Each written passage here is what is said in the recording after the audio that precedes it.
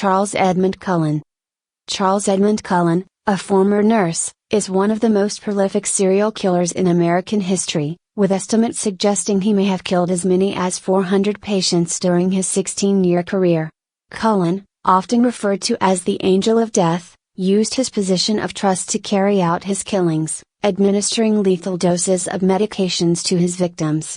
Early life and troubled beginnings.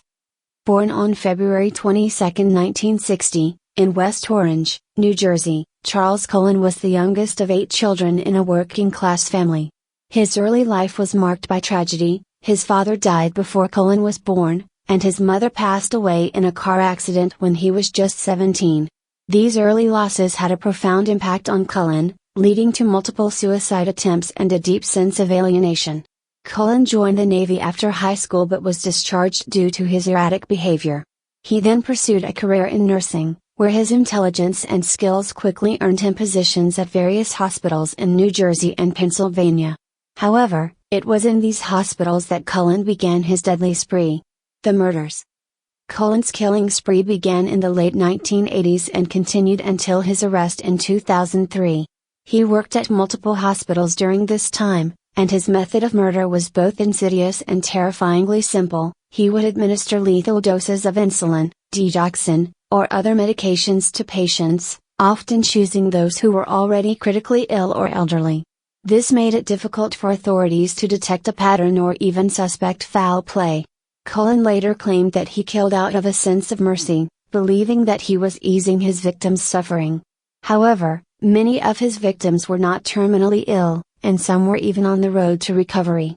His actions were less about mercy and more about a compulsion to kill, driven by his disturbed mind. Capture and confession. Cullen was finally apprehended in December 2003, after suspicious hospital staff at Somerset Medical Center in New Jersey alerted authorities to the unusual number of deaths occurring during his shifts. A thorough investigation, including the analysis of medical records and drug logs, led to Cullen's arrest.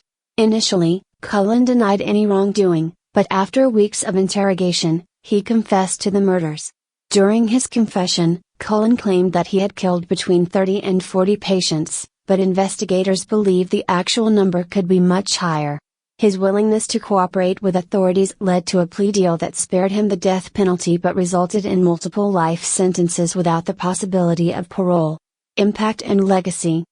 The case of Charles Cullen sent shockwaves through the medical community and led to significant changes in hospital procedures and regulations regarding the administration of medications. His ability to move from hospital to hospital without detection highlighted serious flaws in the healthcare system's oversight and the reporting of suspicious behavior. Cullen's story was later chronicled in the book The Good Nurse by Charles Graeber, which detailed the harrowing story of how Cullen was able to carry out his killings for so long.